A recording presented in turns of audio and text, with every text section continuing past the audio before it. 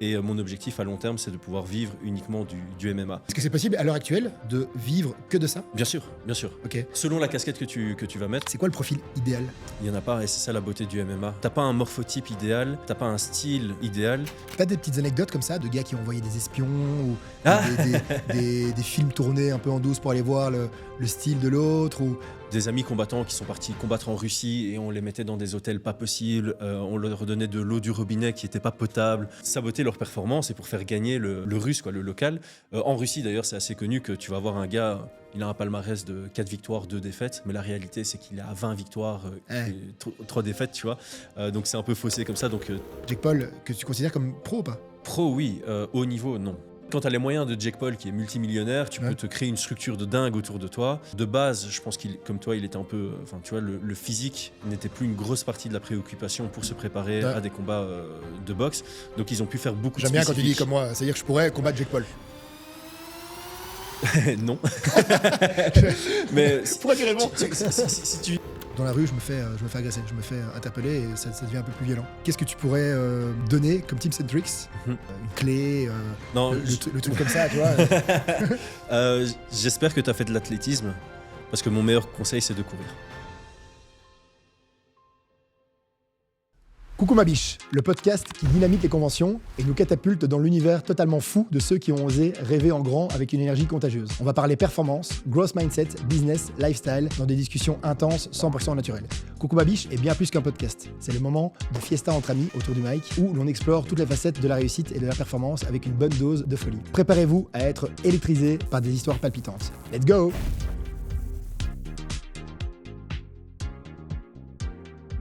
Chris, ma biche. Coucou ma biche, Coucou ma biche. comment ça va? Super, nickel. Ouais, Très content d'avoir cette conversation. Ouais, écoute, ça fait longtemps. Hein. On va un peu réexpliquer où on se connaît, ce qui n'est pas le plus important du podcast, mais en tout cas, ça donne un peu un ton à la discussion. Donc, il y avait plusieurs manières de commencer, évidemment, ce storyline qu'on a plus ou moins préparé, mais évidemment, le but ici, c'est de pouvoir s'en détacher et pouvoir avancer dessus. À la fois photographe, on va dire, dans tes heures perdues, consultant, coach, présentateur dans ta catégorie et dans ta discipline, on va discuter de ça juste après, mais aussi artiste, écrivain. Ouais. On se demandait justement à partir de combien d'exemplaires tu étais best-seller, donc on va considérer que tu as un best-seller, donc tu as écrit un bouquin qui s'appelle « Le MMA ne s'apprend pas dans un livre de Chris Hunacht, en une langue, 2 langues, 3 langues? Une langue, En une juste langue, en français. Ouais. en français. Puis tu as écrit un deuxième que je n'ai pas lu, que je n'ai pas acheté non plus. Le premier, je l'ai évidemment à la maison, c'est L'art de la bagarre. Je pense que c'est un bon début justement pour pouvoir te présenter. Donc, moi, je te vois et je t'ai invité pour ça. Tu étais un des précurseurs justement à pouvoir décortiquer, analyser et développer la discipline du MMA en Belgique. Et j'aimerais que tu m'en dises un peu plus sur justement le MMA ne s'apprend pas dans un livre, parce qu'on pourrait dire ça de tous les sports. On pourrait dire le tennis ne s'apprend pas dans un livre. On pourrait dire le fait d'être pilote de F16 ne s'apprend pas dans un livre. Et toi, tu as décidé de mettre le MMA justement en pratique et en théorie par rapport à ce que tu as vécu, par rapport à des histoires, par rapport à des anecdotes, par rapport à du coaching. Et tantôt, tu me disais, le plus important pour toi, c'est pas ce qui se passe dans la cage, mais en dehors de la cage. Oui, notamment. Donc voilà, je te laisse évidemment te présenter comme tu le souhaites et partons là-dessus. Bah voilà, moi c'est Chris. Comme tu l'as très bien dit, depuis très longtemps, j'ai un peu 2 carrières en parallèle. Donc j'ai la carrière plus classique consultance et alors j'ai la carrière plus sportive et pour être plus précis MMA. Et progressivement, le MMA a pris de plus en plus de place. Donc au début, j'étais 100% consultant, c'était un full-time et je faisais le MMA que en dehors. Ouais. Et progressivement, j'ai dû retirer un jour de consultance pour pouvoir rajouter un jour de MMA. Et mon objectif à long terme, c'est de pouvoir vivre uniquement du MMA. Okay. Est-ce que c'est possible à l'heure actuelle de vivre que de ça? Bien sûr, bien sûr. Okay. Selon la casquette que tu vas mettre, mais aujourd'hui, évidemment, il y a des combattants qui vivent que de ça. Il y a des coachs qui vivent que de ça, des managers qui vivent que de ça, des organisateurs d'événements qui ne vivent que de ça. Il y a combien de combattants professionnels en Belgique à l'heure actuelle? En Belgique, c'est pas facile à dire. Tiens, je dirais professionnel, on devrait en avoir une petite cinquantaine. Petite cinquantaine, ok. Dans toutes les catégories. Oui, c'est ça, toutes catégories confondues. On va s'attaquer à ça, sans jeu de mots, à attaquer aux catégories juste après, mais il y a plus ou moins combien de catégories? C'est par poids, c'est ça? Donc, dans les classiques, on a 13 catégories de poids. 13, ok. Ça va de moins de 57 kg à 120 kg chez les hommes. Et chez les femmes, dans les classiques. Donc les classiques, c'est à l'UFC. L'UFC, c'est un peu la NBA du MMA. Ouais. On va avoir 3 catégories de poids. UFC, Donc c'est américain? C'est américain. Ça veut dire quoi, UFC? Ultimate Fighting Championship. Ok, ça a été créé pour le MMA, pour la cage. Donc en fait, ça a été créé pour répondre à la question quel est le meilleur art martial ou quel est le meilleur sport de combat. Ça a été créé en 1993 et donc c'est un peu une question populaire à l'époque. C'est est-ce que le karaté est meilleur que le judo? Est-ce que c'est meilleur que la boxe? Et donc le MMA à la base, c'était vraiment un truc quasi sans règles. Je crois que au premier événement, il y avait 3 règles. C'était pas mettre les doigts dans les yeux, pas attaquer l'entrejambe et pas mordre. Ok, un doigt dans le cul, ça on peut. Apparemment, on pouvait. Ça Ouais, n'est pas arrivé. Mais avec des gants, c'est compliqué. Mais les gants étaient ouverts. Hein. Non, et même les premiers UFC, il n'y avait pas de gants. C'était main nue. Main nue. Il y avait d'ailleurs un combattant qui est venu avec un gant de boxe et main nue de l'autre côté. Pour altérer le plaisir. C'était libre. C'est vraiment le free fight, le combat libre était une meilleure traduction de ce sport. Et j'ai envie de dire que c'est devenu un sport plus tard quand il y a eu des règles plus élaborées. Okay. Donc en 93, on va dire, c'était l'avènement du sport ou la formalisation de ce sport. C'est ça. Et est-ce qu'on peut penser au film de Brad Pitt dans les parkings où il se tapait sur la gueule justement de manière un peu free, enfin totalement free. Oui, c'est ça. Donc je pense que le combat est dans notre ADN. Ça, c'est une chose qui est assez sûre. C'est animal? Préhistoriquement, historiquement, on a dû toujours se battre pour quelque chose, que ce soit face à d'autres espèces ou même entre espèces. Il y a toujours eu ce genre de guerre ou de bataille, la faculté de se défendre ou d'attaquer. Donc je pense que quasi tout le monde humainement a un peu cet attrait vers le combat. Et je trouve ça justement très intéressant qu'on ait des sports qui permettent de le faire de manière encadrée, sécurisée. Ce qui peut du coup plaire à un plus large public parce que personnellement, je vais plus jamais regarder des combats de rue ni quoi que ce soit parce que ça m'attire beaucoup moins pour le côté bestial, dangereux, non stratégie. D'accord. Donc tu dis que de base, notre génétique ou notre histoire et le legacy qu'on a, on est fait pour se battre. C'est-à-dire que tu préconises parfois pour trouver une solution, tu préconises la bagarre? Non. Ou pas? Okay. Non, c'est pas ce que je veux dire. Je suis pour la bagarre encadrée. D'accord. Je suis contre la bagarre non encadrée. Je vais toujours favoriser la communication. Je pense que si tu as un problème avec quelqu'un, c'est la communication qui doit être favorisée. Ouais. Et si tu en viens aux mains, c'est que tu as un tort quelque part. Ok. Et généralement des deux côtés. D'accord. Toi, tu as 36 ans, 37 ans? 35. 35, ok. C'est quand que tu as commencé justement à t'intéresser à ça? Tu as toujours fait du sport de combat? Alors oui, mes parents voulaient que je sois capable de me défendre. Donc j'ai eu un peu le cursus de, à mon avis, beaucoup d'enfants ou d'adultes aujourd'hui vont se reconnaître quand on est dans les années 90. Les parents qui veulent que leurs enfants soient capables de se défendre, c'était soit judo, soit de karaté. J'ai fait les deux quand j'étais très jeune. Et quand j'ai eu 16 ans, j'ai voulu partir des arts martiaux vers les sports de combat. Donc là, j'ai transité vers la boxe de manière très éphémère. Parce qu'en karaté, tu peux utiliser tes jambes, en boxe pas. Et donc de la boxe, je suis passé vers la boxe thaï. Et là où je faisais de la boxe thaï, il y avait un cours de MMA et coup de foudre. Vraiment le coup de foudre pour le sport, c'est quand j'avais 19 ans. Mais le MMA, donc 19 ans, tu as 35, donc ça remonte un petit peu. Est-ce que le MMA a évolué depuis? Oui, énormément. D'accord. Déjà, quand j'ai commencé, je vais dire les règles qui étaient en place et qui faisaient du MMA un sport à part entière, comme on l'entend aujourd'hui, c'était déjà en place. Mais ça a vraiment continué à évoluer depuis, c'est quoi, 2010, on va dire, grosso modo. D'accord. Okay. Donc on va dire qu'en 93, ce sport s'est formalisé. Toi, tu as écrit ton livre il y a quand même quelques temps. C'est 2016 ou 2017, je pense. Ok, donc il y a presque 10 ans. Si on prend ce livre, est-ce qu'il est toujours d'actualité? Moins que quand je l'ai écrit. Mais je pense que tu peux le lire aujourd'hui et apprendre quand même certaines choses. J'ai essayé justement de faire quelque chose qui pouvait tenir sur la longueur.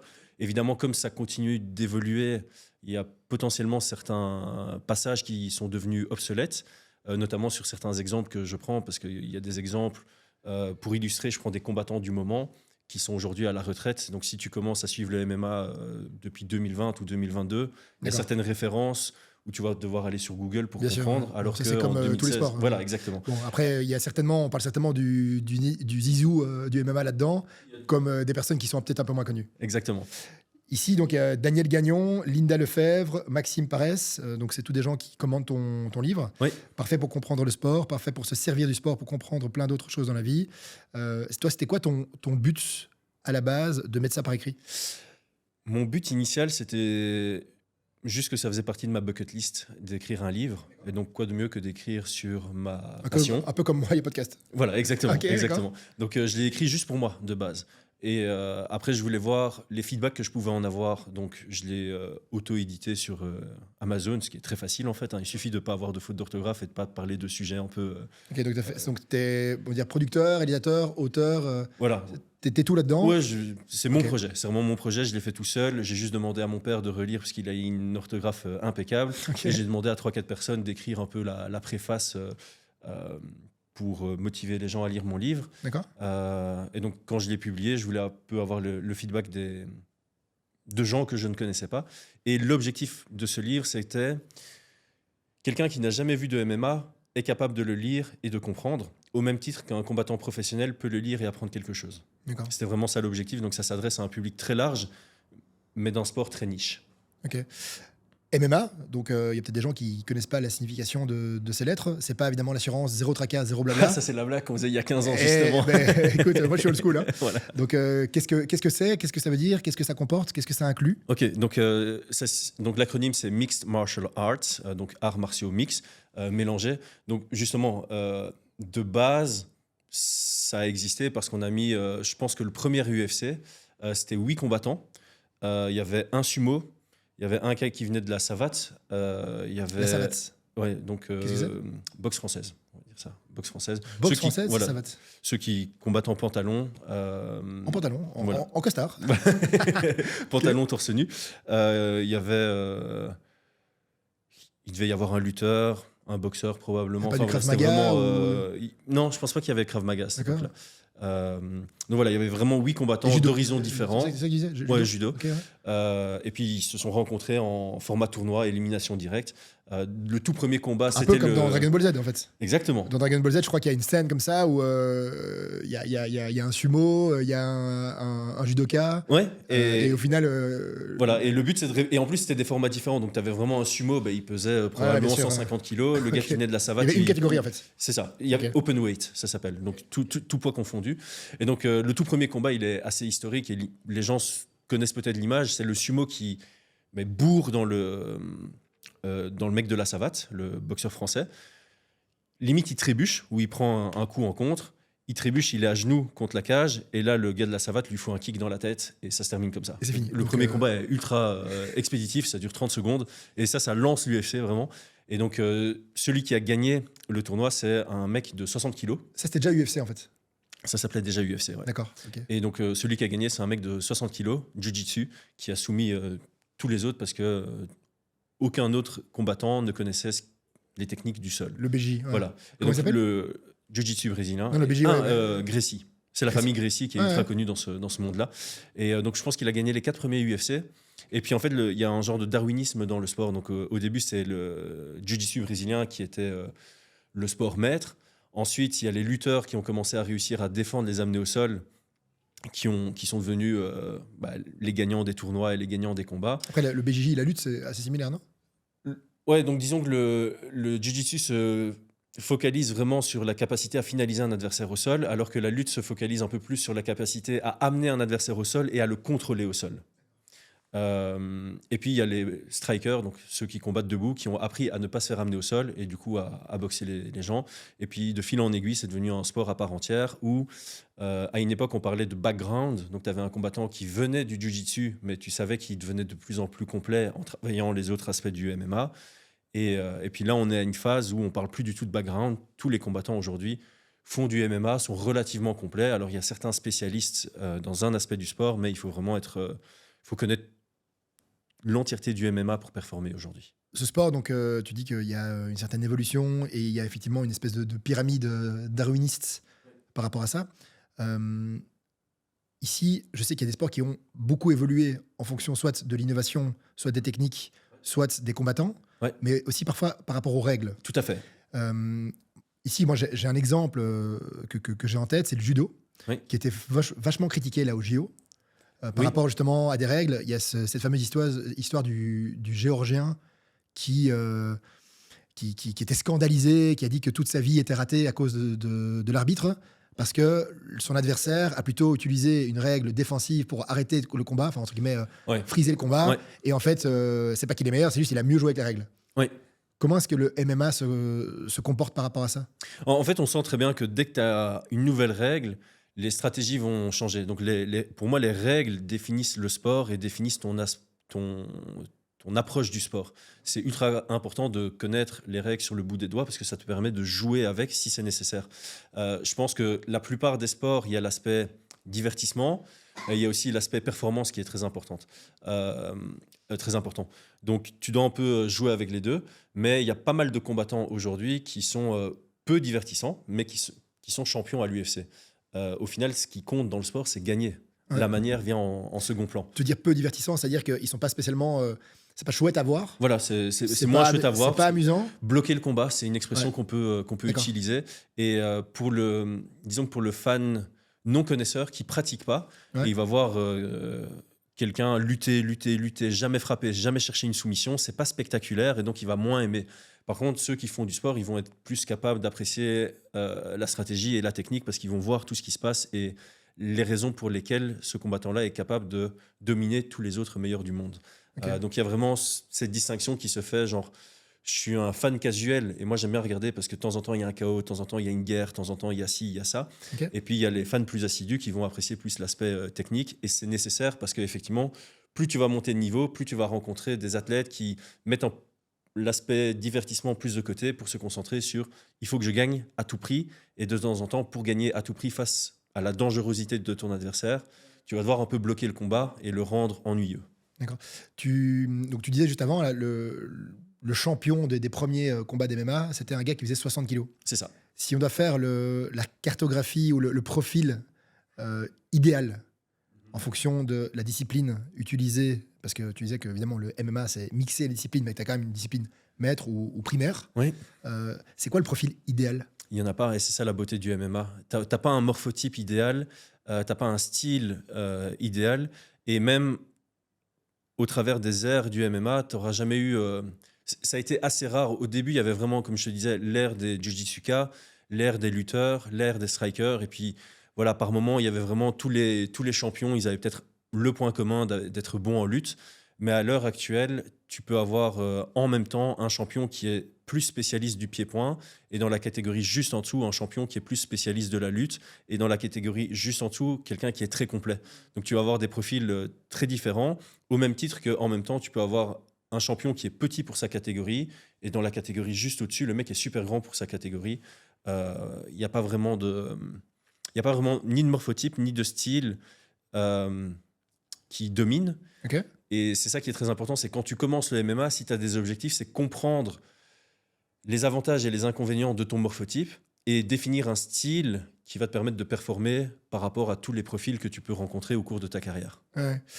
Bon, on va essayer de pas trop tomber là-dedans, mais on va quand même le faire parce que je sens que ça va te faire réagir. Le MMA est devenu mieux marketé par rapport à avant. Beaucoup plus C'est mainstream. Plus mainstream, mieux médiatisé ou plus médiatisé. Il y a maintenant des youtubeurs, il y a des instagrammeurs qui se lancent là-dedans. Oui. Imaginons, par rapport à ma question précédente, je te dis que là, dans 6 mois, en juin, j'ai envie de faire un combat avec un gars qui, soit un combattant amateur, soit comme moi, va commencer. Ma taille, 1m87 pour 85 kg, plus ou moins. Donc, dans cette même catégorie. Et je te dis, voilà, moi, en juin, je fais un combat contre lui. Qu'est-ce que tu préconises comme entraînement, sachant que j'ai 6 mois devant moi pour pas me faire casser la gueule, quand même être efficace et pouvoir battre ce gars. Alors, je vois que tu es déjà sportif. Hein, affûté, très affûté. Donc ça, c'est déjà une partie sur laquelle on va plus... je vais pas dire faire de la maintenance, mais on va adapter aux besoins du sport. Donc, c'est ta capacité à tenir les... Donc là, ce sera en amateur, donc 3 rounds de 3 minutes. Il ne faut pas négliger ça, c'est très très long quand on connaît pas le sport. Tu veux dire que le cardio est plus important que la technique? Non, pas du tout. Donc là, je commence juste par dire, si tu avais un profil moins sportif, ben, on aurait commencé quand même par ça. Par m'affiner. Mais en fait, c'est quoi, je vais citer Georges Saint-Pierre, parce que je sais qu'on va en parler à un moment. Bien sûr. Donc Georges Saint-Pierre, il a établi un genre de pyramide qui pour moi est fonctionnel en MMA, mais qui est fonctionnel aussi dans d'autres sports, pas tous les sports. Donc pour lui, la base, c'est tout ce qui est justement physique. Donc c'est ta force, ton endurance, l'amplitude de tes mouvements, l'endurance musculaire, Donc c'est quoi? la vitesse. C'est le cardio, aller courir, la musculation, Voilà. l'élasticité des. Enfin, Voilà, ok, mais ok. ça peut être spécifique à ton sport. Donc en MMA, il faut vraiment être très complet. Dans d'autres sports, tu vas favoriser peut-être la puissance par rapport à la vitesse, D'accord. etc.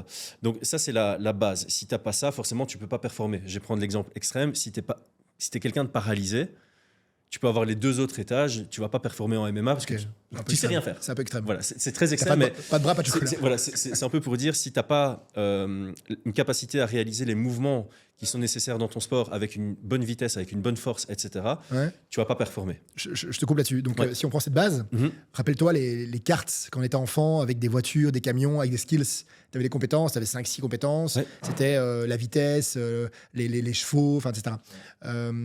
Si on prend ça, imaginons, bon, voilà, tu me connais, finalement, je suis un peu sportif. Tu me vois là. C'est quoi les éléments de cette base-là que je devrais travailler? C'est plutôt la vitesse, plutôt la musculature. Ça va revenir à ce que j'ai dit juste avant. Ouais. Par rapport à ton morphotype et par rapport au style que tu veux développer, tu vas développer des aspects du fitness, je vais appeler ça au sens large, Bien sûr. Hein. qui sont différents. Donc encore une fois, quand tu prends les champions aujourd'hui, tu en as un qui est très performant parce que son cardio est incroyable. Et il va commencer à créer une dette d'énergie par rapport à ses adversaires. Et généralement, il va peut-être pas prendre le premier et le deuxième round, D'accord. mais il va aller te chercher dans le 3e, 4e, 5e. C'est un peu les voilà. marathoniens du combat. Ils Voilà, préfèrent- exactement. Ok, c'est très bien. Est-ce qu'il y a des statistiques par rapport à ça? Est-ce qu'il y a des combattants ou des combats, Mhm. tu sais que c'est des gars qui vont user, Voilà, c'est un poncer très, leur très, adversaire? très, très bon mot que tu utilises. Il va Ok. à l'usure, lui. Ouais. D'accord? Et donc, il y a 5 rounds, c'est ça? 4? Quand c'est pour un titre, il y a 5 rounds de 5 minutes. Et quand c'est pour Et quand c'est pas pour un titre, c'est 3 rounds de 5 minutes. 3, ok, Ouais. d'accord. C'est Donc, impair, comme ça, tu évites les égalités. On pourra parler après justement, après, on pourra peut-être parler des règles, comme ça, les gens ont une vue plus claire. Ouais, là-dessus, d'accord. ouais. Et donc, si on prend 3 ou 5 Ouais. rounds, il y a des gens qui vont par exprès, aller à l'usure. C'est ça, exactement. D'accord. Et qui sont plus performants sur 5 que sur 3, de par Ok. leur style. Ouais. Prenons Georges Saint-Pierre. Oui. Tu sais quoi? Prenons Georges Saint-Pierre et McGregor. Ok. Ok? Ils sont dans la même catégorie ou pas? Alors, Georges Saint-Pierre, à la base, c'est un 77 kg. Il a fait un combat, son tout dernier, en 84. Donc, c'est welterweight, middleweight. Georges Saint-Pierre On a parle fait- encore de ça, parce que je sais que dans plein de sports, le basket par exemple, on dit plutôt, ou le foot c'est U10, U12, et je sais qu'en En MMA, boxe, c'est les poids. Voilà, c'est le c'est les poids. poids. Voilà, ouais. On parlait avant de poids mouche, poids plume. Ah, poids- je le lis en anglais, en fait. D'accord. Donc poids welter et poids moyen c'est middleweight, voilà. Et alors si tu vas chez McGregor, il a fait toute son ascension en poids plume, featherweight, moins de 65 kg. 65, ouais. Il a fait quelques crochets en 70, donc en poids léger, lightweight, et dans les deux sens du C'est terme. le cas de le dire, hein. Et il a fait quelques combats en welterweight, donc en 77. Donc là, on aurait Ok. un point commun avec Georges Saint-Pierre, mais c'est pas là où McGregor a fait ses meilleures performances. Ok. Ils ont déjà combattu ensemble? Non. Jamais. Ok, Jamais. c'est possible? Pour Euh, quelques millions, c'est possible. Là, je pense que Georges Saint-Pierre a vraiment fermé cette porte. Il y a quel âge? Et McGregor, je pense qu'il y a certaines Il est personnes roux. qui cultivent encore l'espoir de le voir dans une L'ambition de cage, le mais voir, je pense qu'on n'aura que l'ombre de lui-même s'il recombat. Ouais. Ok. Mais imaginons, à deux momentum identiques. Ouais, tu justement, prends Prime contre Prime et t'imagines Voilà. s'ils sont au même poids. Ouais. Ok. C'est quoi les stratégies de l'un et de l'autre? Bah écoute, McGregor, c'est quelqu'un qui était plutôt performant sur les 2 premiers rounds. D'accord. Et Georges Saint-Pierre, c'est plus quelqu'un qui allait chercher des décisions et qui allait un tout petit peu à l'usure, mais qui était vraiment dominant sur les 5 rounds, qui était très cérébral. Donc, s'ils devaient se rencontrer, je donne un large avantage à Georges Saint-Pierre. Ok. Même parce que tu le préfères? Non, parce que alors l'image que reflète McGregor aujourd'hui, j'aime pas. Mais par contre, son ascension sportive, et même avant qu'il y ait le déclin hors cage, j'étais un grand fan de McGregor.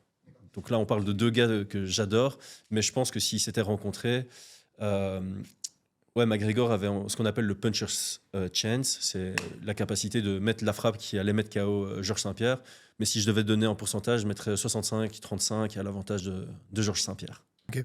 Si on reprend ces deux personnes, ces deux personnalités, c'est quoi leur art martial de prédilection? Voilà, en fait, McGregor, par exemple, c'était plus un spécialiste. ce qu'on va appeler un spécialiste, c'est quelqu'un qui est très fort dans un domaine et qui va faire de la maintenance dans l'autre. Donc lui, c'est vraiment un striker, boxe anglaise. Donc c'est vraiment voilà, c'est la boxe anglaise où il excellait. Même pas taille, c'est anglaise. Donc que les points. Les points. Il a des bons kicks. De temps en temps, il allait faire un kick retourné. Ça a d'ailleurs aidé à certaines de ses performances. Mais c'est vraiment les points qui parlaient le plus. Georges Saint-Pierre, je vais le considérer comme quelqu'un de plus complet. Mais ce qui faisait vraiment le succès de son jeu, c'est sa lutte et son cerveau. Et donc, si je reprends justement, c'est la bonne transition pour sa pyramide. Donc, il y a la partie physique, qui est vraiment ta base. Ta deuxième partie, c'est la technique / compréhension mécanique du sport. Donc là, c'est vraiment... OK, tu sais faire les mouvements qui vont t'aider à performer dans le sport. Maintenant, tu apprends l'aspect technique. Et le dernier étage, ce qui va faire la différence entre good et great... Attends, juste, donc le deuxième étage, c'est technique, c'est-à-dire... je sais envoyer un jab, je sais envoyer un kick, et je aussi sais défendre une amenée au sol. Par rapport à ce que l'autre fait. Voilà, c'est ce que tu veux dire. C'est ça. Et la compréhension mécanique, c'est je suis au sol, mon adversaire essaye de passer ma garde ou voilà, de transiter pour avoir une position plus avantageuse. J'ai la compréhension mécanique des mouvements que moi je peux faire pour l'empêcher de réaliser son objectif à l'instant T. Et le troisième étage, le dernier étage qui va différencier le hors top 10 versus top 10, c'est la compréhension intellectuelle du sport, la stratégie, le côté cérébral. Et donc c'est vraiment ça, c'est quand tu es hors top 10, bah, tu fais partie d'un lot de combattants qui physiquement sont affûtés, qui techniquement ont un arsenal technique très large et de qualité, une propreté technique. Et puis ce qui va te différencier dans le top, c'est ton côté cérébral. Et j'aime beaucoup cette approche parce que c'est ça que j'essaye de mettre en avant depuis des années, c'est que le MMA, ça paraît brutal, c'est certes violent, on ne va pas se mentir là-dessus, mais c'est ultra stratégique, c'est ultra cérébral. Ok. Pour une raison inconnue ou connue, peu importe, mais je fais souvent le comparatif que regarder un match de MMA, on dit un combat plutôt. Combat, match. C'est un peu comme regarder une course de Formule 1. Il y a des gens qui vont voir des voitures tourner et qui ne vont pas spécialement comprendre, ils vont voir des dépassements, comme en match de MMA, ils vont voir des coups partir, et des gars au sol, etc. Mais c'est quoi la grille de lecture à avoir pour vraiment comprendre un combat de MMA, sachant qu'effectivement, il y a des points, P-O-I-N-T-S. Ouais, avec T. Il y a différents rounds, il y a cette tactique, il y a cette stratégie, il y a ce qui se passe dans la cage, en dehors de la cage. Il y a le rôle du coach, certainement. Oui. J'entendais là encore Cédric Doumbé, qui n'a pas de coach. Oui, qui est très autodidacte. Ouais. J'ai toujours du mal à capter ça. Ouais. Mais il expliquait là que pour l'instant, il n'a pas de coach. Ouais, il a toujours une figure qui l'encadre assez bien. Mais c'est vrai qu'il va vite dans un club, puis un autre, puis un autre. Par contre, ça, c'est beaucoup sur sa carrière kickboxing. Sur sa carrière MMA, il s'est vraiment encadré de coach régulier, on va dire. Ok. Mais du coup, c'est quoi la bonne grille de lecture à avoir pour un combat? Ouais, donc je pense que de base, il faut essayer de comprendre le sport de manière générale. Donc encore une fois, ça revient aux règles. Comme dans tous les sports, le but, c'est de gagner. Comment gagner? Donc ça, c'est la base de la base. Donc il y a plusieurs méthodes de victoire. La première, c'est mettre KO l'adversaire. Donc il y a deux types de KO, on va dire. Il y a le KO clean, knockout. Ça veut dire que ton adversaire est inconscient. Et puisqu'il est inconscient, il est incapable de se défendre avec une quelconque cohérence ou intelligence. Donc le KO, c'est combien de temps? Il compte 10 secondes? Non, ça en MMA, il n'y a pas. Tu es KO, l'arbitre considère que tu es KO, il arrête le combat, tu as perdu le combat. Ou tu as gagné le combat. C'est quoi le danger physique du KO? C'est une commotion. C'est une commotion. Et donc, plus longtemps elle dure, plus grave, ça dépend. Voilà, donc si tu as un KO clean, ça dépend. Tu as obligatoirement, après un combat, gagné comme perdu, 5 secondes comme 25 minutes, tu as un check médical immédiat après. Tu sors de la cage, tu n'as pas le temps de célébrer si tu as gagné, tu n'as pas le temps de chialer si tu as perdu. Tu vas en backstage, check médical. Et c'est quoi? Donc la bouche, les yeux, ouais, c'est ça, les mouvements, les tension, ouais, voilà, c'est ça. Et si tu as pris un KO, ça peut arriver qu'on t'envoie directement à l'hôpital. Okay. Et suspension médicale. Suspension médicale signifiant tu ne peux pas t'entraîner pendant X semaines ou X mois. Tu ne peux pas combattre pendant X mois, généralement. Donc après un KO, généralement, tu ne vas jamais voir un combattant revenir dans la cage dans les 3 mois. Et généralement, on va plus tirer vers les 6 mois. C'est le temps le temps de repos dont ton cerveau a besoin. C'est tellement violent que, un peu comme entre guillemets le rugby. C'est pour ça que la Coupe du Monde de rugby dure, je pense, 2 mois. Ouais, ils ne peuvent pas faire 2 matchs d'affilée.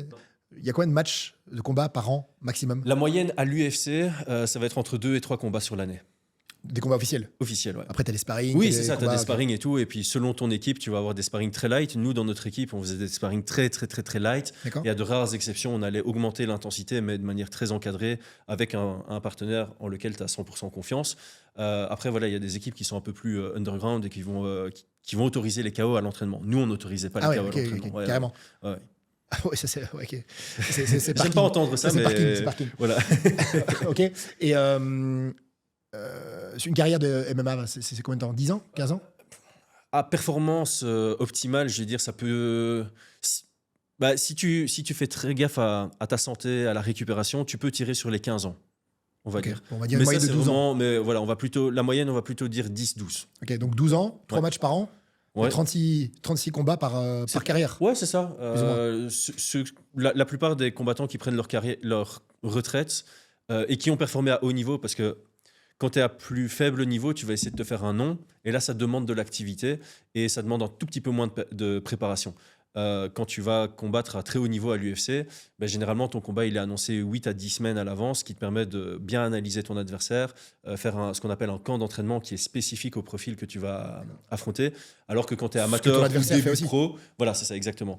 Et quand tu es amateur ou début pro, tu n'analyses pas trop ton adversaire parce que ça se trouve, il a rien. Tu vas rien Ouais. trouver sur YouTube, donc tu dois un peu te développer toi en tant que combattant pour t'assurer de battre n'importe qui de ton niveau, on va dire. Pas des petites anecdotes comme ça de gars qui ont envoyé des espions ou Ah des films tournés un peu en douce pour aller voir le style de l'autre ou des gars qui ont, je sais pas moi, empoisonné, enfin, j'en sais rien. Tu connais un peu des Alors, histoires comme ça? à titre personnel, non, on n'a jamais vécu ça.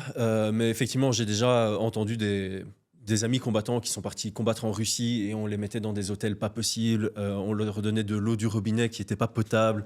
Par exprès. Ouais, exprès, ouais, vraiment pour saboter leur performance et pour faire gagner le russe, quoi, le local. En Russie, d'ailleurs, c'est assez connu que tu vas avoir un gars, il a un palmarès de 4 victoires, 2 défaites, mais la réalité, c'est qu'il est à 20 victoires, et 3 défaites, tu vois. Donc c'est un peu faussé comme ça, donc tu as l'impression que tu vas Les affronter chiffres sont formellement tronqués. Voilà, mais ça, maintenant, c'est beaucoup plus régularisé, on va dire. C'est beaucoup plus difficile de tricher à ce Mais là, niveau-là. tu parles du UFC ou tu parles d'autres Non, catégories? à D'accord. l'UFC, c'est très clean. L'UFC, D'accord. c'est très, très clean. Mais espionnage, ça peut arriver. Ça peut arriver que voilà, quelqu'un qui rejoint ta salle, inconnu au bataillon, tu lui dis va t'entraîner 2 mois là-bas et regarde. Nous, ça nous est jamais arrivé de faire ça ni de subir ça, je pense, parce qu'on n'était pas non plus à ce niveau UFC. Mais il y a déjà eu des rumeurs, des histoires de ce genre. Ouais, ok. On parle du UFC. On passe un peu du coq à l'âne, mais c'est la beauté. Oui, parce qu'il y a pas mal de fils conducteurs là, qui Ouais, sont mais c'est la partis beauté, ouais. c'est la beauté du truc. Il y a également la PSL, donc PFL. PFL, pardon, excuse-moi. Ouais. PSL, c'est la Prévert Superior List, ce qui n'a rien à C'est voir. rien C'est à plutôt en voir. consultance. Il y a la PFL et il y a le KSW Ouais, qui est en Pologne. c'est ça, ouais. Il y en a d'autres, Plein. par exemple. Cage Warriors, Angleterre, Ares, France, One, Asie, Ok. LFA, États-Unis, Jungle Fight, Brésil. Ok, ok. Et, oui, la liste est En Belgique extrêmement longue. C'est quoi en Belgique? Alors en Belgique, il y avait mon organisation à l'époque. Ouais, J'organise plus, mais c'était 360 promotions. Ouais. Il y a Pourquoi eu, t'as arrêté? Chronophage. Rapport investissement en temps, stress et retour financier. D'accord. Ça valait pas la chandelle. Tu faisais comment avec cette organisation pour ramener des combattants de l'étranger, par exemple? Tu les contactes, tu leur proposes un combat, tu leur proposes une prime et ça se fait comme ça, quoi. Tu leur fais signer un contrat et On va parler d'argent après. D'accord. Ok, si on prend le top 5, c'est quoi? Donc UFC? UFC numéro 1 indiscutable avec Ok. un gouffre énormissime. Top 2, Attends, on disait tantôt, là, avant qu'on commence, on prend le pire, le moins bon du UFC contre le meilleur du deuxième, c'est quoi? du PFL. Du PFL. Le meilleur du PFL va gagner quand même. Pourquoi? Puisqu'il est le meilleur. Mais en fait, c'est parce que l'UFC, ils ont près de 700 combattants répartis dans 13 catégories de poids. Tu D'accord. as des catégories de poids avec 70 combattants à l'UFC. Les catégories de poids les plus fournies, donc lightweight, c'est là où il y a le plus d'hommes. Light, c'est combien? Lightweight, c'est 70 kilos au moment de la pesée, qui a lieu 36 heures avant le combat. Donc, déshydratation, réhydratation. Le jour du combat, ils sont aux alentours de 80 kilos. Ils reprennent 10 kilos entre la pesée et le combat, quoi. Et donc, eux, ils ont 70 combattants. Donc, tu dois imaginer que leur pire combattant, il est peut-être 120e, 150e mondial, alors que le meilleur du PFL, il va peut-être être 13e, 14e mondial, quoi. D'accord. UFC, PFL, One, donc Asie. Asie, ouais. Et puis ça va se jouer entre KSW, je dirais, qui est pas trop mal. Et puis peut-être LFA aux États-Unis, qui D'accord. fournit pas mal de bons combattants LFA, c'est quoi? aussi. C'est la division 2 de UFC, on va dire. Voilà, ouais, c'est ça. D'accord. Tu fais comment pour monter de catégorie en catégorie? Alors, c'est ultra déstructuré. Donc, tu vas faire Je tes. m'attendais pas du tout à cette réponse. Ouais, en fait, Alors, c'est super mal fait. non, c'est pas que c'est mal fait, c'est déstructuré, mais quand tu connais le milieu, tu sais comment ça fonctionne. Donc, en fait, Ouais. tu combats en amateur d'abord, tu prends ton expérience en amateur, puis à un moment, tu décides de passer professionnel. C'est un statut, hein, c'est pas un niveau. Ouais. Tu passes professionnel. Et là, le but, c'est plus ton manager qui va faire le travail de te chercher des combats dans des promotions à la rien à voir. Donc, ça peut être Ares, Cage Warriors, des plus petites, Hexagone en France, ou la mienne. Hein. Moi, j'aimais beaucoup mettre en avant justement le niveau fin amateur, en position de passer pro, et début pro. Ça, c'est vraiment la catégorie de combattants que j'aimais mettre en avant en Belgique. Et donc, tu crées un palmarès, on va dire. Donc, ton palmarès, tu vas essayer de prendre 1 victoire, 2 victoires, 3 victoires, 4 victoires. Si tu es à 4-0, tu commences à avoir un profil intéressant pour les promotions plus installées. D'accord. Surtout si tes victoires sont divertissantes. Tu vas gagner par KO, ça va faire le tour de l'Europe, le tour du monde. Avec les réseaux aujourd'hui, tu peux te faire connaître comme ça. Puis tu te fais recruter par une ligue un peu plus connue, qui a plus de visibilité et qui est regardée par les matchmakers ou les recruteurs de l'UFC. D'accord. Et puis, à un moment, tu risques d'être contacté par l'UFC quand tu es à 9-0, 10-0, 10-1, 10-2. Donc, quand je dis ça, c'est 9 victoires, 0 défaite. Quand je dis 10-1, c'est 10 victoires, 1 défaite, pour ceux qui n'ont pas l'habitude. Et puis voilà, si tu as le contact UFC, tu rentres à l'UFC, généralement par le bas du classement. Et puis là, il n'y a pas de points. Il y a un ranking qui est actuellement subjectif. Un de mes projets, c'est de faire quelque chose de 100% data-driven. C'est un des projets qu'on a en cours de développement. Mais pour l'instant, l'UFC, c'est un panel de journalistes qui votent en disant, selon moi, c'est lui le numéro 1, lui le numéro 2, lui le numéro 3 dans cette catégorie. C'est des journalistes spécialisés. C'est ça le problème, c'est que pas spécialement. Ça fait un énorme débat, j'ai le skippé. Mais donc, hors top 15, tu sais pas quantième tu es. Et puis, tu as le top 15 qui te rend éligible à combattre pour la ceinture. Mais généralement, tu dois plus être dans le top 5 pour combattre pour la ceinture. Et donc, tu montes sur base des C'est victoires. qui le GOAT actuel? GOAT actuel, ça veut rien dire. Parce que c'est greatest of all time. T'as raison. Ouais. T'as raison. C'est une question. GOAT alors. Greatest of this time. C'est ça que je dis. C'est ça que je dis. C'est ça que ça dit. Alors, c'est qui Alors, il y a une discussion entre 3 noms. Ouais. Islam Makhachev, qui est le champion des 70 kilos, des légers. Islam Makhachev. Makhachev. C'est fou, M-K-H. Jamais entendu parler. M-A-K-H. Ok. C'est de la même équipe que Khabib Nurmagomedov. Qui est Ah, ils sont par plus équipe. connu. Ils combattent dans la même écurie, on va dire. Donc, il n'y a pas vraiment. Ok. C'est gym. Combattre dans la même gym. Moi, par exemple, quand j'étais coach des Red Kings et donc j'avais plusieurs combattants. Red King, c'est quoi? C'est un box? Oui, c'est le nom de l'équipe. Ok. Donc, mais ouais, tu combats pas en équipe. T'as pas. Non, j'ai compris. voilà, Ouais, c'est comme les interclubs en tennis. Tu fais partie de. Voilà, du- c'est ça, du- exactement. Du Léo, de Forêt Domaine. Exactement. Ok, d'accord. C'est plus Ouais. comparable à ça. C'est un sport individuel, mais tu t'entraînes en D'accord. équipe. On va dire ça comme ça.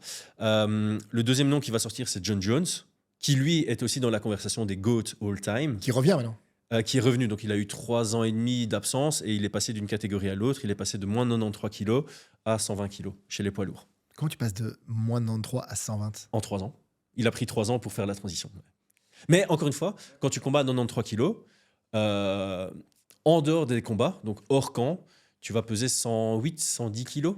Ouais. Donc, quand tu combats à 120, tu n'es pas spécialement à 120. John Jones, je pense qu'il combat plus ou moins à 114, 115. Donc, au final, il a dû prendre que 5-6 kilos. Donc, c'est maximum réalistiquement. 120. Ouais. Et Poids lourd, au-dessus il n'y a pas.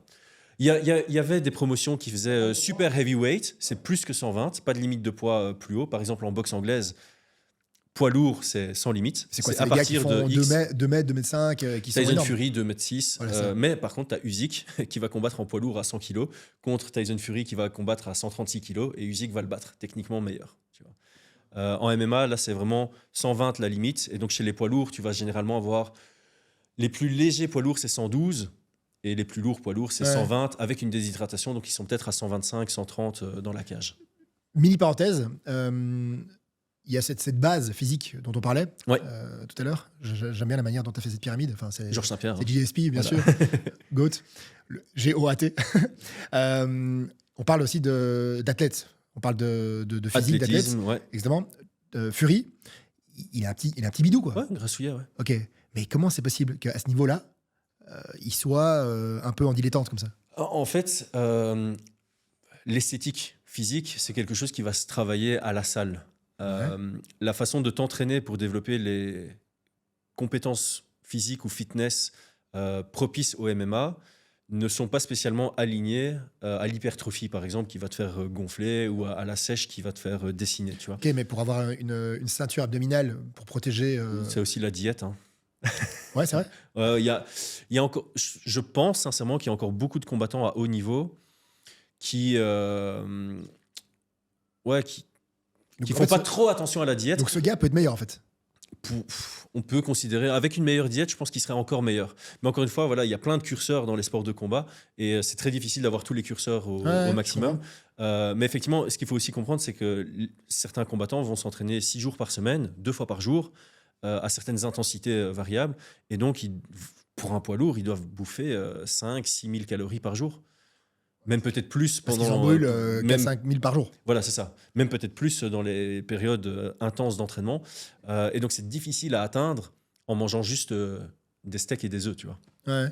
T'es obligé à un moment de passer par un Ben Jerry's ou une pizza, tu vois. Ouais, ok. Enfin, ou des shakes de prot, non? Ou des... C'est pas tant de calories que ça. Et puis, le problème des calories, c'est que ça te cale. Des protéines, ça te cale assez vite. Donc, tu dois te diriger un peu vers tout ce qui est glucides, gras, pour compenser. Ok. Merci pour la parenthèse. Reprenons donc, le top 3. Oui, et le dernier, c'est Alex Pereira. Donc, lui, c'est ancien champion 84, middleweight, nouveau champion et champion actuel, 93 kilos, 93. En général, quand il y a les discussions, tu vas plus avoir un débat entre Makhachev et Jones pour la première place, et Pereira va se retrouver numéro 3 généralement. Là, Makhachev vient de gagner son dernier combat il y a 2-3 semaines. Et là, ça devait être contre Arman Tsarukyan, qui s'est blessé à 24 heures du combat, qui a été remplacé par Arménien, exactement. Ouais. Et Makhachev, il est quoi? Tchétchène? Dagestanais, russe, de la région du Daghestan. Et donc, il a été remplacé par Renato Moicano, brésilien, qui était numéro 9 au classement. Qui, lui, fait du BJ ou rien à voir? C'est sa force. Ouais, c'est sa force. Make sense. Ok. Et donc, voilà. Donc, actuellement, je pense que 80% des fans de MMA vont te répondre Makhachev comme numéro 1. Et on appelle ça pound for pound aujourd'hui. Donc, GOAT du moment, c'est pound for pound. Pound for pound. Ça veut dire comparer, peu importe le poids. Ouais, d'accord. Kilo pour kilo. Par rapport à ça, justement, donc, tous ces gars-là, ils sont au top pendant combien de temps? Parce que c'est ça le challenge. C'est de rester dans la linéarité du temps et le plus longtemps possible au meilleur niveau, qu'ils soient top 1 ou top 5. Comment ils font pour rester avec toutes les variables? Parce qu'on parle de beaucoup d'argent, on parle de médiatisation, on parle t'as des gars qui ont créé des marques à côté. McGregor avec Proper 12, ils ont des side projects. Il a fait un whisky aussi, non? Proper 12. C'est ça, ok, Ouais, d'accord. T'as des gars, celui qui a fait Prime. Jake Paul, que tu considères comme pro ou pas? Pro, oui. Haut niveau, non. Ok. Donc ce gars est pro. Oui, boxeur pro. Okay. Les deux d'ailleurs. Mais il ne l'était pas il y a 4 ans. Il y a 4-5 ans, il a fait ses débuts pro contre Ben Askren. Donc ça veut dire que c'est possible du jour au lendemain de devenir pro? En fait, quand tu as les moyens de Jake Paul, qui est multimillionnaire, tu peux te créer une structure de dingue autour de toi. De base, je pense comme toi, il était un peu... tu vois, le physique n'était plus une grosse partie de la préoccupation pour se préparer à des combats de boxe. Donc, ils ont pu faire beaucoup de spécifiques. J'aime bien quand tu dis comme moi. C'est-à-dire que je pourrais combattre Jake Paul. Mais en fait... non. Mais si tu pars d'une base non sportive, tu vas devoir construire ce premier étage de la pyramide de Georges Saint-Pierre. Ça va prendre du temps. Alors que si tu as déjà cet aspect-là où il faut peaufiner par rapport aux spécificités du sport, c'est moins long. Et donc, tu vas très vite pouvoir te concentrer sur la technique. Disons que quelqu'un qui a ni le physique ni la technique, tu seras un peu contraint de faire 50-50. Et donc, les deux vont s'améliorer moins vite que si... l'aspect fitness, ça prend que 20% de ton énergie et tu peux déjà concentrer 80% de ta technique. Et alors, l'aspect cérébral, ça, c'est l'expérience. Je vais te demander de bouffer. Tu vois, pour reprendre la question de si je veux combattre dans 6 mois, qu'est-ce que tu fais? Ça va être 80% technique, 20% fitness. Et ça va être le reste du temps qui ne demande pas beaucoup d'énergie, bouffer des combats, bouffer des analyses, lire mon livre, ce genre de choses. Si on prend justement le côté technique, c'est quoi donc le MMA, comme on le disait, donc a évolué. Les techniques ont évolué, le sport a évolué. Quels sont selon toi les les futurs arts martiaux qui vont être intégrés. Il y a des arts martiaux que je connaissais pas avant, le Yosekan Budo par exemple, Ouais. qui est vieux, hein, mais voilà, qui est pas spécialement connu. Il y a plein d'autres. C'est quoi, selon toi, les sports qui vont être intégrés au MMA dans le futur? Comme je disais, pour moi, il y a eu une transition où on parle plus de background. Donc, aujourd'hui, la plupart des combattants ont commencé par le MMA ou sont des combattants de MMA. Tu as pas mal de gens Donc, qui tu font de veux la pas dire que transition. ceux qui font un art martial vont commencer par le MMA, mixer donc, Ouais. plutôt que faire du judo. Ouais, juste. aujourd'hui, si D'accord. quelqu'un vient chez moi en disant j'ai envie d'être combattant de MMA, par où dois-je commencer? Inscris-toi dans une salle Au de MMA. MMA, ça va Ok. être voilà, ça va être ça ma réponse. Est-ce que c'est impossible de faire un sport de combat et transiter vers le MMA? Non, c'est totalement possible. Tu peux être très fort dans un sport de combat, faire une période d'ajustement Ouais. pour performer en MMA, ça va être possible. Il y a des combattants qui ont vraiment cette double carrière. Cédric Doumbé n'est pas le meilleur exemple, mais voilà, c'est un exemple que tout le monde connaît. Il a une carrière absolument incroyable en kickboxing. Il a fait la transition vers le MMA et il a un niveau plus que correct en MMA. Est-ce qu'il est top 5 mondial? Absolument pas.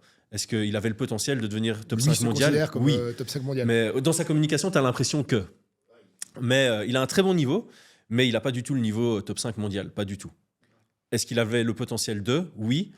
Est-ce qu'il va le faire? Je pense plus que c'est son objectif. Mais Ouais. Depuis l'écharde. depuis l'écharde. Ouais. Depuis son écharde. Non, je pense pas que ce soit depuis l'écharde, mais je pense qu'il se rend compte que lui aussi a une double carrière et il peut vraiment performer. Enfin, il peut faire beaucoup plus d'argent sur les à côté du MMA que sur le MMA. Comme C'est un McGregor, tremplin. ses retours dans la cage vont permettre de faire parler de lui, ce qui va lui permettre de mieux développer ses side business, qui sont plus vraiment ses side business en fait. Ouais, qui sont devenus du business. Ouais, c'est ça. Ouais, tout à fait. Ok. J'ai un petit jeu pour toi. Let's go. Donc, moi j'aime bien quand tu m'as expliqué, tu me dis Brice, moi ce que j'aime dans le MMA, c'est ce qui se passe en dehors de la cage plutôt que dans la cage. Ouais. Donc ici, le but du jeu, c'est que tu puisses me dire qu'est-ce qui est le plus important. Ok. Confiance ou préparation? Préparation. Pourquoi? Pour moi, alors, j'ai répondre en deux temps. La préparation te permet d'augmenter ta confiance. C'est un peu comme un examen. Pour moi, un combat, c'est comme un examen. Tu vas te préparer, mieux tu es préparé, plus tu auras confiance de réussir ton examen. Mieux tu es préparé à un combat, plus tu auras confiance de le remporter. Et ma deuxième réponse, c'est la confiance est ton ami jusqu'à un certain point. L'excès de confiance devient ton ennemi. D'accord. C'est déjà arrivé plein de fois dans des combats où tu as un combattant qui prend trop confiance dans le combat. Ouais, je suis tellement meilleur que lui, je peux faire ce que je veux. Commence à showboat, Ouais. tu vois, à faire le spectacle. Et puis il se fait. Et oublie, Voilà, il en oublie que l'adversaire reste un combattant professionnel, reste quelqu'un qui a un mental de guerrier et reste quelqu'un qui va croire en ses capacités de trouver son chemin vers la victoire, même si ça paraît compliqué dans le premier round ou dans le deuxième round. T'as une petite histoire par rapport à ça? Une histoire personnelle, je dirais pas, mais ça arrivait assez souvent que un petit moment d'inattention change la tournure du combat complètement. Un des meilleurs exemples, c'est Anderson Silva, pour prendre un nom assez connu. Donc lui fait partie aussi de cette liste des GOATs. Qui se faisait malmener par quelqu'un qui s'appelle Chael Sonnen. Il s'est vraiment fait malmener. À 1 minute 30 de la fin, Chael Sonnen fait une toute petite erreur qui permet à Anderson Silva de placer un triangle. C'est une soumission, c'est un étranglement. Et à 1 minute 30 de la fin, alors qu'il allait perdre les 5 rounds, il a soumis Chael Sonnen et il garde son titre, alors que ça allait être genre une des plus grosses surprises historiques si Chael Sonnen avait gardé ce cap de je vais chercher la victoire. Ok. Donc confiance, préparation, rester Préparation focus. a plus d'importance que la confiance, selon moi. Talent ou entraînement? Entraînement. Ça, même pas, c'est connu. Quelqu'un de talentueux va être meilleur que quelqu'un de non talentueux au début, mais le travail va toujours prendre le devant sur le talent. Si tu peux avoir quelqu'un de talentueux qui bosse énormément, là c'est le Saint Graal. Mais je l'ai vu et revu dans mes élèves. Les talentueux ont tendance à se rendre compte qu'ils sont talentueux et à se dire, en fait, moi j'ai besoin de m'entraîner moins que les autres pour avoir le même niveau. Et ils vont avoir un peu ce... Ok, donc juste en fait, entraîne-toi d'autant plus. Voilà, c'est ça. Mais eux, ils vont faire un peu le strict minimum. Et en fait, la régularité... C'est consistent... Attends, c'est quoi consistency over time, ça bat toujours l'intensité par intervalle. Et donc, ouais, j'ai eu beaucoup de combattants qui sont venus au talent.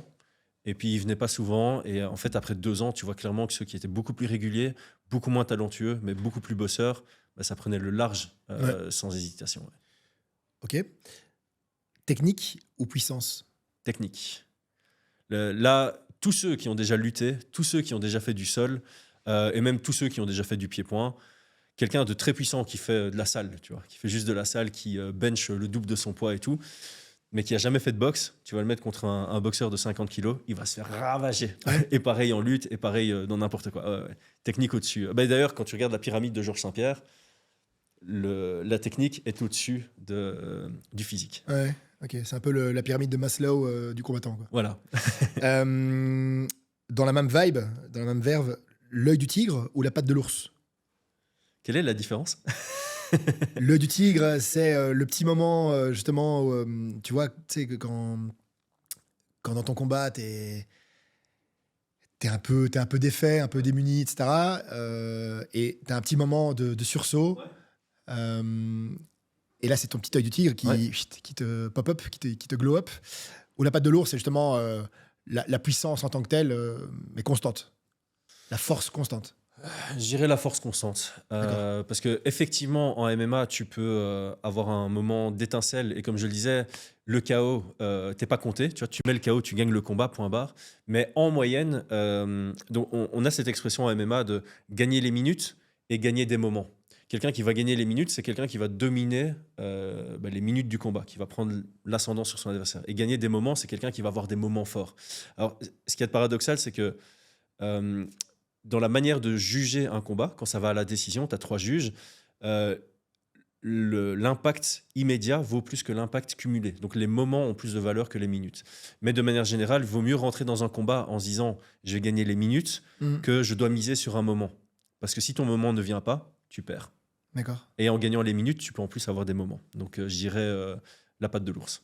Ok, ça marche. J'ai encore deux, trois questions, parce que mine de rien, c'est un petit moment qu'on parle. Ouais.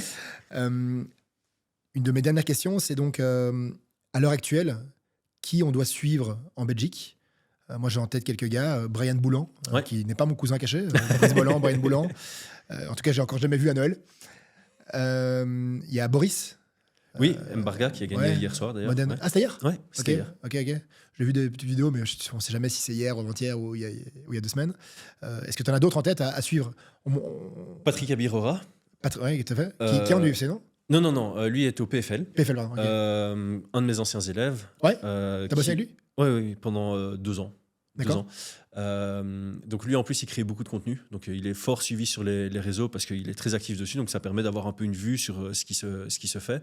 Okay. Et là je t'avoue que étant donné que j'ai lancé mon média qui se concentre beaucoup sur l'international, je suis beaucoup moins ce qui se passe au niveau régional. Donc je sais qu'un de mes anciens combattants, Donovan Desmaé, est encore actif et lui franchement c'est un plaisir à le regarder combattre. Mais au-delà de ça, j'ai pas énormément de noms. Il y a évidemment Bolaji Oki qui est le seul combattant belge à l'heure actuelle à l'UFC. D'accord. Et alors, un qui pourrait signer prochainement à l'UFC, c'est Lozen Keta, qui vient de gagner un gros tournoi à l'Octagone, qui est un peu une promotion européenne. Ouais, Octagone avec un K. Ça, c'est une promotion tchèque qui est aussi dans les grosses promotions. C'est vrai que je ne l'avais pas cité plus tôt. Et donc là, il a été 2 fois champion donc, en 65 kg et en 70 kg. Il vient de gagner un tournoi pour 1 million d'euros en 70 kilos, donc très bon niveau. Potentiellement, on pourrait le voir à l'UFC prochainement aussi. D'accord. Si tu arrives à dire Patrick est un patron pratique 3 fois d'affilée sans faire de faute, je veux bien faire un combat contre lui. Je te laisse faire. Mais en fait, j'ai pas envie que tu fasses un combat contre lui. Attends, c'est quoi? Patrick est un patron pratique. Patrick est un patron pratique. Patrick est un patron pratique. Ah, je t'ai sauvé sur le fil. Heureusement que tu as dit 3 fois. Merci de m'avoir sauvé. Bah bon, je vais bien aller boire un café avec lui. Hein. Ouais, pas de problème, ça. Ça marche. Le côté argent, justement. À partir de quel moment les combattants gagnent un peu d'argent et se disent « Ok, en fait, je vais switcher et je vais vraiment devenir pro. Et qu'est-ce que ça gagne? Combien ça gagne? Alors, aujourd'hui, je dirais que si tu veux que le MMA soit ton full-time, tu as plutôt intérêt à être soit top 20 mondial, soit être assez bon et créateur de contenu. Top 20 mondial. Donc ceux qui ne sont pas à top 20 mondial, ça sert à rien Il doit faire un mi-temps à côté. Donc là, par exemple, Boris... regarde, voilà, tu signes à l'UFC. Ouais. Ton premier combat, ce sera $12 000 plus $12 000 en cas de victoire. En sachant que tu combats donc le 2 ticket, à 3 fois juste l'année. pour être dans la cage, c'est 12 000. Voilà. Et quand tu gagnes, Donc, tu as 24 000 $. C'est ça. Mais tu payes ton hôtel, ton. Non. Donc, en général, la promotion va couvrir ton voyage. Par contre, il y a les taxes Ah, donc c'est brut. brutes. Et donc, tu retires 40%. Voilà, c'est ça. Selon où tu combats, parce qu'en plus, tu vois, si tu es belge et que tu combats en Australie, je pense qu'il y a un truc où les deux pays prennent un peu, tu vois. Oui, Euh, bien sûr. Tu enlèves un pourcentage pour ton management. Ton management va souvent prendre 10%. Ton coach va prendre souvent 10%. Bien sûr. Ton camp d'entraînement, il n'est pas gratuit. Tu combats 2 fois l'année, 3 fois l'année. Tu vis pas avec ça. C'est pour ça que je dis, vaut mieux être un tout petit peu créateur de contenu sur le côté, parce que tu vas avoir des meilleurs sponsors qui vont un peu embellir ou complémenter ta prime. Tu vas pouvoir donner des séminaires, ce genre de choses. Enfin, tu vois, plus tu es connu, plus tu vas dire, OK, je vais donner un séminaire ce dimanche à tel endroit. Tu vas pouvoir faire payer 40 € par participant plutôt que 15 € par participant. Donc, je pense qu'aujourd'hui, le sport, c'est très important. Tu dois avoir des performances sportives qui reflètent ton niveau, mais tu dois aussi avoir une communication et un branding qui est important pour pouvoir complémenter ce que tu peux gagner sur ton combat. Ouais. Et donc, Boris, prenons l'exemple, qui a gagné hier, il a gagné quoi? Aucune idée. Ça, c'est vraiment très compliqué à dire. Je dirais que s'il a gagné peut-être 5 000. C'était quoi le combat? C'était quelle ligue? Quelle promotion? C'est KOTS. C'est la promotion de Jérôme Le Banner, ancien très très grand combattant de kickboxing. C'est une promotion qui est en train de se faire ses dents en France. En France. En France. C'était à Nantes, l'événement. Et je peux pas te dire la prime. Je peux te dire la prime de certains de mes combattants à l'époque. Mais voilà, à l'époque, le Cage Warrior, c'est connu pour ne pas bien payer, parce que c'était le tremplin vers l'UFC en Europe. C'est la meilleure ligue européenne. Mais à l'époque, mes combattants, ils gagnaient entre 1 000 et 2 000 € le combat. Et par exemple, le KSW, j'en ai un qui est allé là-bas. J'ai pas cité oralement ce qu'il gagnait exactement, mais on va dire qu'on est passé entre 8 et 15 000 € le combat. Donc ça devenait mieux. Mais encore une fois, il fait 3-4 combats sur l'année. Voilà. Ok. Et tu enlèves tout ce que je disais, tu as 20%. Après, tu as les sponsors, non? Ils ont des sponsors à un moment. Ouais, les sponsors, et même en Belgique. Non, c'est vrai? Pas beaucoup. Ouais. Ça double pas ta prime, je vais dire ça comme ça. Donc, de façon ou d'une autre, tu as intérêt à partir aux États-Unis. Tu as intérêt à être signé à l'UFC. Tu as vraiment tout intérêt à être signé à l'UFC. Le PFL paye bien certains combattants. Les combattants qui le payent bien sont ceux qui ont une grosse notoriété. Donc, encore une fois, ça rejoint ce point de si tu veux faire du MMA et avoir de plus belles opportunités et plus rapidement mieux gagner ta vie, Instagram, Twitter, YouTube, peu importe, mais ouais. C'est marrant parce que tu as des. Enfin, quand tu vois Booba et Caris qui disent OK, Octogone, on y va, c'est des gars qui n'ont rien à voir avec ça, mais qui vont se brander là-dessus pour. Et qui vont gagner beaucoup plus. Voilà, pour faire un peu d'audience, d'IMAT. Et finalement, ils gagnent beaucoup plus que des vrais combattants. Ah oui, bien sûr. Comme Jake Paul et d'autres. Bien sûr. Ouais, les primes de ces gars-là qui ont été d'abord influenceurs et puis qui ont fait un combat de très bas niveau en MMA. Ils offrent pas du tout la qualité de ce qu'on peut voir à l'UFC, mais ils vont gagner plus parce que, encore une fois, en tant que combattant, tu dois te voir comme un copromoteur. Donc, on ne dit pas organisation des MMA, on appelle ça une promotion de MMA. L'UFC est une promotion de MMA. Et en tant que combattant, tu dois te voir comme copromoteur. Tu dois aider la promotion à gagner en visibilité, vendre des pay-per-view si c'est en pay-per-view. Et donc, par rapport à ça, tu vends plus si tu as 20 000 fans engagés sur ton Instagram que si tu as 300 personnes qui ne regardent même pas tes stories. Tu vois. Donc, il y a ce côté assez important. C'est un peu tabou dans le monde du MMA. Parce que tu sais, le MMA, on ne ment pas dans la cage, c'est pour les durs, blablabla. Les réseaux sociaux, c'est pas bien, c'est nouveau. Il y a beaucoup de. Tu sais, les anciens veulent rester des anciens et pas s'ouvrir à ça. Non. On est dans une nouvelle ère. On est dans une ère digitale, numérique. Digitale, c'est. Mais voilà, on est dans une ère numérique. Il faut vivre avec et ça fait partie intégrante de ce sport, de beaucoup de sports, je pense. Mais du MMA, ça a une grande partie. Avant de passer justement au prime moment, je pose toujours cette question. Quel était ton prime moment, ton GOAT moment dans la vie, ton climax, on va dire. J'avais une petite question parce que le but ici, c'est que les gens puissent repartir avec des leçons. Si je suis quelqu'un de lambda, sans base d'art martial, dans la rue, je me fais agresser, je me fais interpeller et ça devient un peu plus violent. Qu'est-ce que tu pourrais donner comme tips and tricks? Une clé, le truc comme ça, tu vois. J'espère que tu as fait de l'athlétisme, parce que mon meilleur conseil, c'est de courir. Vraiment, tu te fais agresser. Si tu as l'opportunité de courir, cours. Voilà. Et même moi. Je lui parle ou pas? Moi, je sais me battre. Même s'il y a quelqu'un de bourré, je sais que je le défonce. Je préférais éviter la bagarre, parce que tu sais pas ce qui peut se passer. Le gars peut se rappeler de toi. Le gars peut avoir des potes que tu n'as pas vus. Le gars peut avoir une arme que tu n'as pas vue. Et je peux avoir la confiance en moi que j'ai de battre 98% de la population. Je ne prends pas ce risque. Ouais. Donc, mon meilleur conseil, c'est éviter la bagarre à tout prix. À tout prix. Ok. Si tu tiens à ta vie, si tu tiens pas à ta vie, c'est un autre débat, mais voilà. Non, je suis plutôt attaché à ma vie. Voilà. Et je sais que c'est nul comme réponse, on non, s'attend c'est toujours pas à nul, quelque c'est pas chose nul d'autre, parce mais que- voilà, je peux faire que ça comme conseil, vraiment. Parce que finalement, c'est le meilleur conseil que tu peux donner, donc je le prends. Mais si par exemple, je veux me donner un background justement d'art martial, c'est mieux de faire du MMA ou c'est mieux de faire du BJJ ou Je sais que c'est un débat énorme ici, mais tout le monde va un peu, prêcher prêcher ça. pour sa paroisse? Ouais, voilà, c'est ça l'expression. Je suis très nul en expression. Ouais, mais. Je sais que des gens vont plutôt dire, agnostique. tu vois, il y a des gens qui vont plutôt dire Krav Maga, Ouais. des gens qui vont plutôt dire effectivement lutte. Moi, je préfère MMA parce qu'en fait, MMA, tu as une réalité du combat. D'accord. Alors, tu n'as pas une réalité du combat armé, mais tu as une vraie réalité du combat. Et donc, tu sais te battre un peu importe ce qui va se passer. Parce qu'en rue, tu vas peut-être trébucher. Si tu connais pas le sol, tu l'as dans l'os. Donc, si tu as fait que de la boxe, par exemple, tu seras comme un poisson hors de l'eau. Tu as vu, je connais quand même quelques expressions. Si tu fais que du jiu-jitsu, mais que tu sais pas, l'autre, il t'arrive pas à l'amener au sol et qu'il se bat bien debout, tu l'as un peu dans l'os. Si tu as fait du Krav Maga, et alors Krav Maga, c'est comme tout en fait. En MMA, tu as pareil, tu as les bonnes équipes et les mauvaises équipes. Et tu as les mauvaises équipes, ils ne font pas des vraies mises en situation. Ouais. Par contre, les équipes qui te font des vraies mises en situation, ça peut être pas mal aussi comme background. Donc, je pense qu'il y a plusieurs bons choix. Il n'y a pas un meilleur choix. Moi, je vais évidemment vendre le MMA si tu veux apprendre à te défendre. Enfin, vraiment, si tu te dis, je ne veux pas me battre, je ne veux pas faire de compétition. Mais si un jour, je suis contraint de devoir me battre, parce que je disais courir, mais si tu es dans un coin et que tu as un gars qui t'empêche de t'enfuir, tu vas devoir te battre. Ouais, là, je vais vendre le MMA comme une des meilleures options. Je ne vais pas dire la meilleure option, mais c'est une très bonne option. Ok. Cool. Merci pour les astuces. Et donc, le Prime Moment, moi je le connais évidemment, mais Ouais. ça m'excite que tu le redises. Et donc, c'est par rapport au MMA. Parce que sinon, Ouais. je donne la réponse du gars amoureux à la naissance Bien, de ouais, mes enfants, alors, tu vois. Tu peux citer James, tu peux citer ta femme, Voilà. évidemment. Mais non. Donc, par rapport au MMA, j'en ai deux, sous deux casquettes différentes. Donc, mon prime moment, c'est j'ai commenté l'UFC Paris. Et il y a un combat que j'ai commenté avec Georges Saint-Pierre qui est venu en guest. Donc, pour essayer de faire une comparaison à ceux qui ne suivent pas le MMA, c'est comme si j'avais commenté pour les fans de basket. On va prendre le basket. Je t'ai entendu parler de Michael Jordan dans le podcast avec Pauline. C'est comme si j'avais commenté un match de NBA important avec Michael Jordan.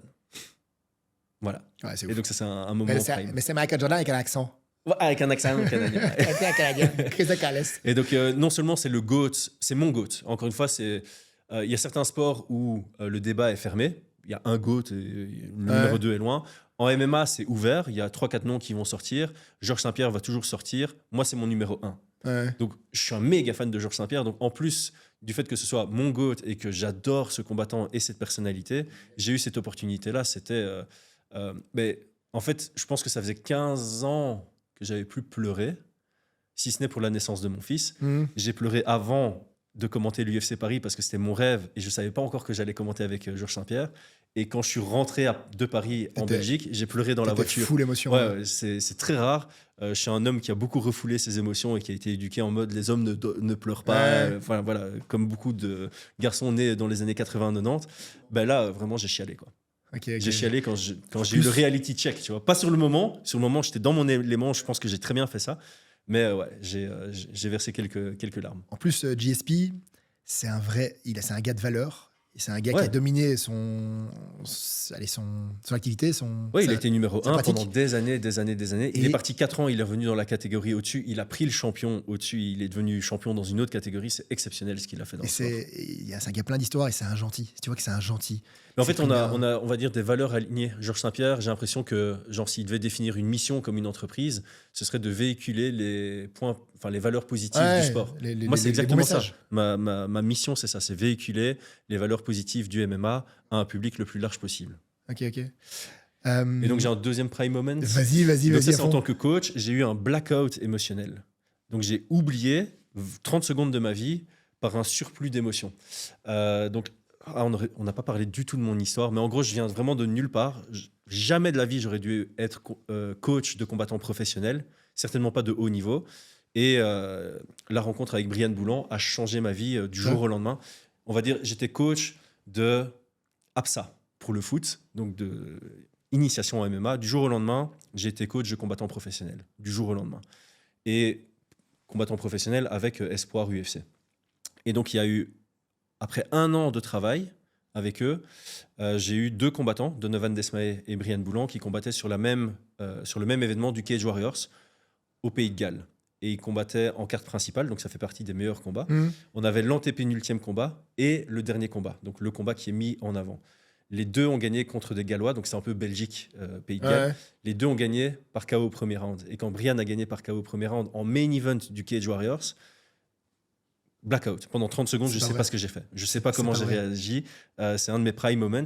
Ce qu'il faut comprendre, c'est que 2 ans, même pas 1 an et demi avant ça, j'étais juste un fan de MMA qui regardait le Cage Warriors comme le Saint Graal. Genre, je disais, waouh, ça, ils sont trop bons les combattants là-bas. J'étais un fan, j'étais juste un fan. Et 1 an et demi après, j'étais le coach du combattant qui a gagné le combat principal dans cette promotion. 1 an et demi de temps. C'était donc ouais, pour moi, ça a été un prime moment de ma vie. Ok, c'est ouf. On m'a déjà fait la remarque justement que mes invités donc, pouvaient être contactés. C'est quoi le meilleur moyen de te contacter, de t'appeler, je sais pas, je suis assez accessible. Donc, les réseaux sociaux, on va dire Twitter ou Instagram. J'ai changé mon nom pour qu'il soit plus facile à prononcer en France, parce que de temps en temps, je commente pour RMC. Donc, je me suis renommé en Chris Good Jab. Bon jab. Comme ça, c'est en référence au sport. C'est un peu la même consonance que Genacht. Et c'est plus facile à prononcer. On arrête de me poser la question à chaque fois qu'on doit travailler avec moi. Comment tu prononces ton nom? Et après, il me l'écorche quand même. Voilà, Good Jab. Tout le monde tout le monde sait le prononcer. Donc, Chris Good Jab sur les réseaux sociaux. Vous m'envoyez un message et je suis plutôt accessible. Ça marche. Est-ce qu'il y a des promotions, des salles que tu recommandes pour les MMA? Si vous voulez vous entraîner, entraînez-vous chez Brian Boulan. Pour moi, c'est de loin incomparable. Enfin, comme l'UFC et le PFL en Belgique, c'est le meilleur coach de très très loin. Pédagogie de dingue. C'est où? C'est à Louise. Il donne cours à Louise. Sur le rond-point? C'est dans la galerie Louise. Dans le sous-sol de la galerie Louise. Au Buddy Louise? Que ça? Dans la boîte de nuit? Et après, en fait, tu t'entraînes, tu prends pas de douche, tu vas dans la boîte de nuit, ça te donne de l'espace parce que tu sens. Et voilà. Non, mais voilà, excellent coach. Vraiment, donc si vous êtes de Bruxelles, il faut pas hésiter. C'est chez Brian Boulan qu'il faut aller. Vous pouvez me contacter pour avoir le contact de Brian. Sinon, il sera très ouvert à vous répondre. Brian Boulan. Je sais pas s'il y a un MMA après. Si on tape Brian Boulan sur Instagram, on tombe d'office sur lui, quoi. Ça marche. Chris Mabiche, un grand merci. C'était un bon moment. Et on se revoit vite dans l'octogone, comme on dit. Merci beaucoup. Merci Chris. Excellent. Nickel. Salut. Avec grand plaisir.